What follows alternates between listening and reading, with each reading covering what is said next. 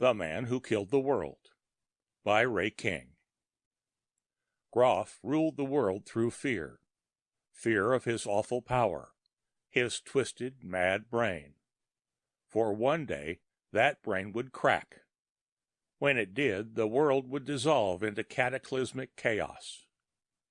The Man Who Killed the World by Ray King. In his little tower, perched at the very peak of the great terraced pile of buildings which was his home and his citadel, Peter Groff sat brooding with hatred. The city, its factories, its vast plowed fields lay stretched below him. Millions of humans at play in little games. How he hated them. And they hated him. Hated and feared him. It made him chuckle. For all his life he had worked and schemed and fought to make himself a power. The richest, most powerful man in the world. He had attained it. They had called him cruel in his youth with his ruthless business methods. He had laughed. Then they had no longer dared call him anything which would anger him. And he had laughed at that, while he had bought their governments and their armies with his money. He was laughing now as he thought of it. In 70 years he had made the name Peter Groff a thing at which to tremble. Over all the earth, from the heads of his groveling puppet governments down to the lowliest child driving a plow in the fields, there was no one who did not secretly fear Groff. The power of his money, the sound of anger in his voice. There in his citadel his servants trembled and hated him. It was funny, because by their methods they had gotten nothing, and he had gotten everything. Alone in his little tower he sat and brooded. There was little else to do now, and he enjoyed it, this contemplation of himself and his achievements. The mirror behind which he sat reflected his image. He stared at himself. His trusted companion.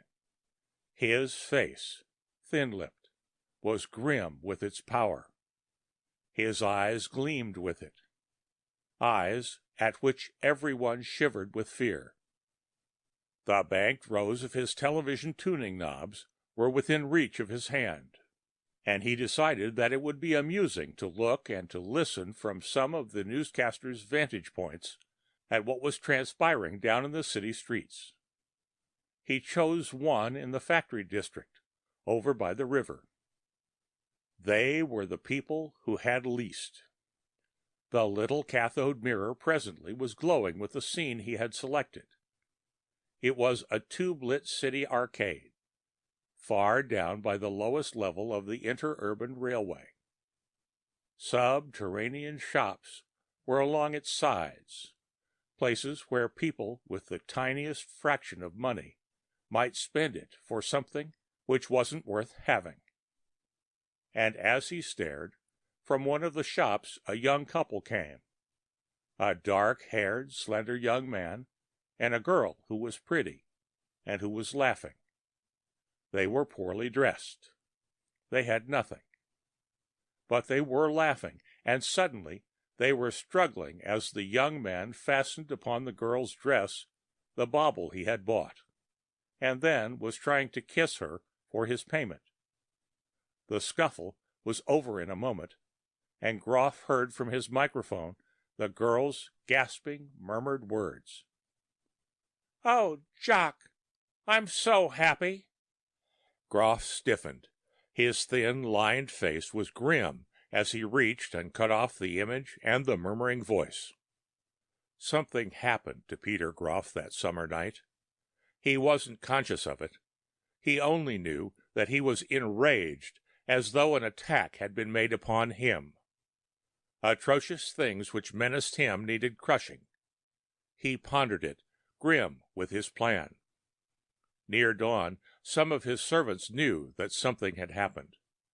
They heard him, with his wild laughter coming in an eerie, muffled blur from his little tower. Then young Peller dared to go up and see what might be the matter. Is there anything you need of me, master? He asked. Groff was staring from his great armchair. Not now, Peller. But I've just discovered how to solve the situation very quickly. The master has just made up his mind, Peller. It was gratifying to see the terror and confusion on Peller's face. Groff's gesture drove the servant away, so that he would go down into the corridors of the citadel and whisper with all the other servants as they trembled, thinking the master might be displeased with them. The thing took Groff more than a year. The thousands of men whom he had sent secretly throughout the world did as he commanded, and did not know why they were doing it. Poor fools! The great scientist, who for so many years had been Groff's employee, gave him the technical knowledge he sought. Fools, all fools. They could not guess what he was really after. The lies he told them, which awakened their cupidity, were so easy to believe. No servant would know what any other servant was doing. No one could piece it together. There was only the powerful Groff in his tower, weaving the poisonous threads of his gigantic enterprise into a pattern which only himself could see. Then at last he was ready. He had tracked down the identity of the dark-haired, slender young worker, whom the laughing girl had called Jacques. And there came the momentous night when he sent for the young man and the girl, and white-faced, frightened, they stood before him in his little tower. Groff lolled back in his big chair as he quietly regarded them. "Quite an honor for you, isn't it?" he said, "seeing me in person." "What do you want of us?" the young man murmured. It was pleasing to Groff to see his terror. "I want to thank you," Groff said ironically. "It happened that I saw you two one night about a year ago. You made me realize what I must do, so I thought I would tell you about it." They could only stand wordless, frightened. Groff sucked in his breath in anticipatory pleasure. In a moment now, they would be more than frightened. They would be utterly terrified, and their terror would spread like a wave around the world. Groff was lashing himself into grim anger. "You are going to die," he said. At the girl's sudden little whimpering gasp, he raised his hand. "That sort of thing won't help you any. You and everyone on Earth. This is your last night of health. Tomorrow at dawn, you will start swiftly to sicken. In a week, a month, you will be dead." How well they knew that his threats were never empty. They were huddled together now, with trembling arms around each other, as they stared at him. He lashed himself further into anger as he told them that he realized how many millions of people were conspiring to the end that Groff might suffer misfortune. A menace which he could no longer tolerate. Now those millions would squirm as they saw death coming upon them. The supreme power of Groff, at last demonstrated to its ultimate. Queer that he had never thought of this logical climax to his great career, not until that little incident a year ago when the young couple had caused him to envision it. He was telling them now what he had done. The little depots all over the earth, compressed with caged bacteria. Little time bombs, all to explode within 30 minutes of this present instant. The women and children, the aged, would die first, but the polluted air, the contagion spreading everywhere. In a week, a month, the swift and deadly bacteria would leave no one alive. You are going to do this to us?" young Jack murmured at last. "Why not? It is my destiny." Never had Groff felt so quiet and comfortable a thrill as now, and this was only the beginning. Others before me have tried their little conquests, he said with his grim smile. Men who wanted power and got it, just in a small way, and for a little while.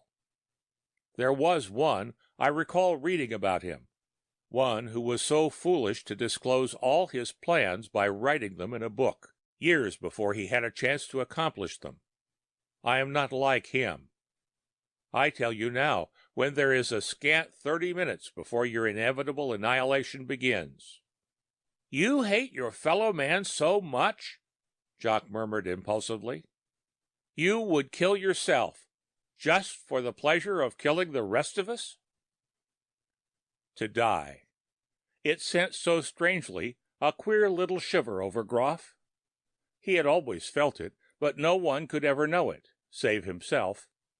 How many times his vaulted, reckless bravery had awed his fellow man. He sat very straight now, and his eyes flashed. I have never been one to fear death, he said. But, as always before, he knew now that he was safe enough. His armed citadel here was wholly safe from outside attack, even if the stricken multitudes should find brief strength to try and assail him. His retainers, thinking they were safe, would remain at their posts. Poor fools. At the last, even they would be stricken, and Groff would retreat up here. Impregnable, here in the tower and its neighbor little rooms, he could maintain his unpolluted air, and eat the food and drink the water which he had stored here in such abundance. Perhaps, even, nature would let him live the longer for his isolation. Master of Earth, the man who owned everything. Pride swelled him again as he thought of the poor little fool who had only wanted to make himself the titular leader of Earth, and in his own fatuous conceit had written it all down in his little book. You have good reason to fear me, Groff said. You realize it now? The young couple were white-faced and trembling as they clung to each other, and suddenly the girl murmured, I pity you. Groff caught at it, with his sudden wild rage flooding him. You lie, he rasped. You are frightened.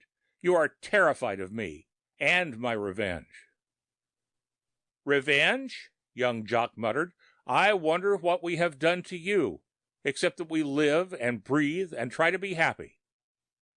His arm held the trembling girl closer, and he turned and gazed into her face, her moist red lips quivering, her eyes like misted stars as she regarded him.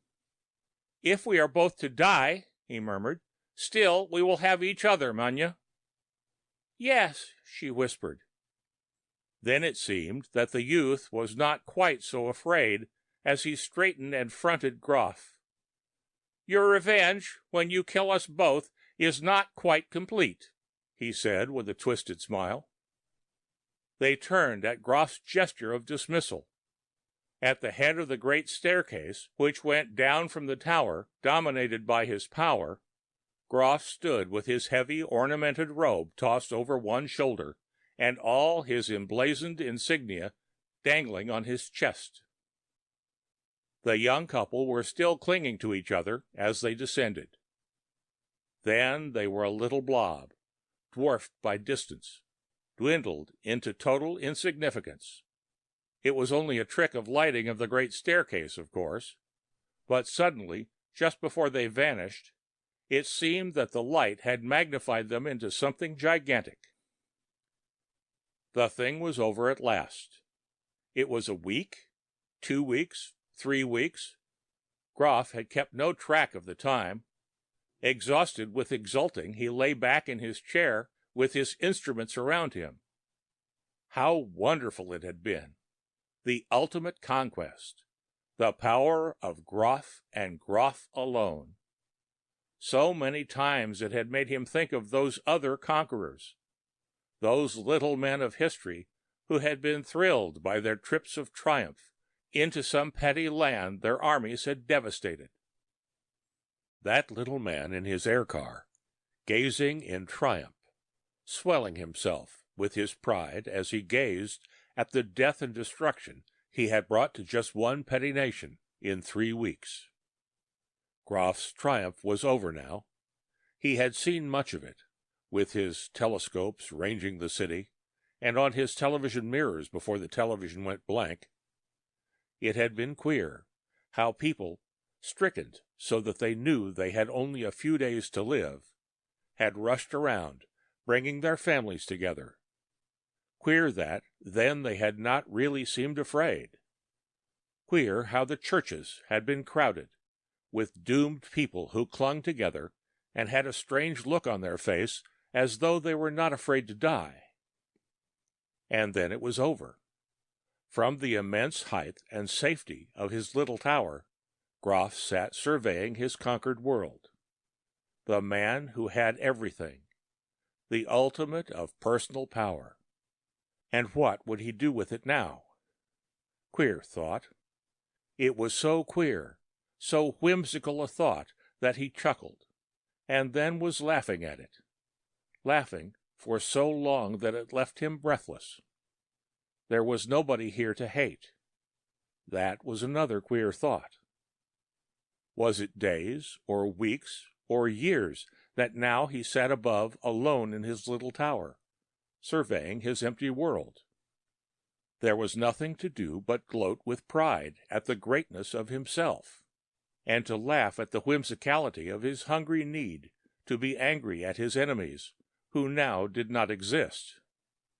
He had tired of that. Then there were times when he thought it would be satisfying if he killed himself, like the man who had written the book, and who could not live when he realized that the time had come when no one feared him. But Groff found that he had not the courage to do that. It tried him to laugh so much, so that often now he sat, just anguished with emptiness. It was queer how that vision of the young couple going down his staircase seemed always there, to haunt and to puzzle him. What had been about them that was so gigantic?